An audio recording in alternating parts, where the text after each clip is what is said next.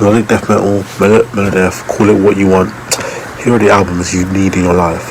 From the birth of the genre in the UK and Sweden to its explosive proliferation in the US during the early 21st century, melodic death metal has proved itself to be one of the most enduring, influential sounds in heavy music's illustrious history. Plus, it effing slays. Here are some of the most unmissable melodeath milestones, and as Tomas Lindberg will say, go! Arguably the point where melodic death metal became a cohesive idea. Heartwork still sounds fantastic 22 years later. Every song has at least one unforgettable hook, genius riffs, come thick and fast, and even Colin Richardson's production was an authentic game changer. Melodeath may have been defined by the Swedes, but it was Carcass that made its definitive statement. As with Heartwork, the influence of Slaughter of the Soul can be heard in a vast amount of metal from the last 20 years, not least the entire post-Killswitch metalcore movement in the US. A flawless masterpiece that hammered home how distinctive At the Gates sound was, and how brutally effective it could be. Massive tunes, terrifying levels of aggression and precision. It's an all-time heavy metal classic. A major figure in the evolution of melodic death metal, Dan Swano has produced countless records and, with Age of Sanity, made several classics of his own along the way. Cruiser remains the band's finest record. In one track, 40-minute journey through grandiose melodeath's dreamscapes and moments of wildly imaginative prog metal abandon. It brought death and daring to nascent genre and suddenly receives the recognition it deserves. Bonus points for the very young Michael Ackerfeld's guest appearance.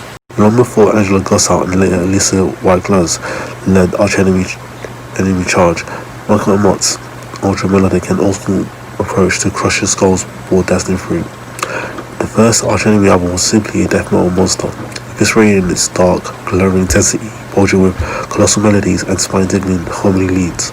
No smaller than the split of Carcass in 1995 swiftly discovered a new favourite. Death metal's most successful exponents are cited as a major influence on countless modern bands, not least Killswitch Engage and Trivium.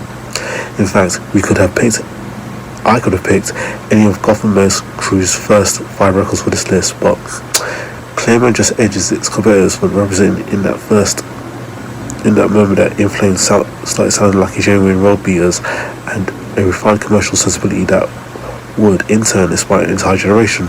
Plus, of course, Pinball Map is an absolute melodeath. Have made more sophisticated records than the Chainheart Machine. They have arguably made several better records than the Chainheart Machine, but it is still the Helsingborg's band's second album that seems to be the best to represent the way that they've dragged melodic death metal into the future. A gleaming, streamlined, and deceptively vicious take on the genre. Songs like Bullet Beast and Neon Rebels are hard to beat with unadulterated melodeath thrills. Overlooked, The Crown have been one of Swedish metal's most consistent bands over the years. Their masterpiece remains the album they made at the Gates frontman Tomas Lindberg as lead vocals. His scarbarous roar made the band sound even more ferocious than usual, and the scheming crunch of the riffs in unrelated tirades like Under the Wit and Out for Blood provided the best represent to those who feared that melodeath was losing its balls. First of all, the Speed of Darkness chiefly references the theme from Night Rider. Job very much done. All the American bands that worship at the altar of At the Gates, Black Dahlia Murder have long been the most distinctive and most legitimately deathly. They have minutes of flat-out fury and spite. Nocturnal suggested that Troy Strand and his comrades were determined to drag melodic death metal away from the mainstream and back into the fires of hell, which shows a cradle and do thrown in for good measure. It's a sublime display of malicious but melodic intent. Still rising in popularity more than 2 decades into their career, AMON AMARTH represent melodic death metal's epic and bombastic ring of Twilight of the Thunder God is an album that turned them into a global concern.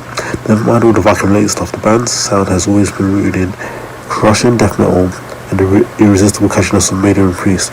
This incidentally is the kind of recipe we can definitely get behind. Raise your horns.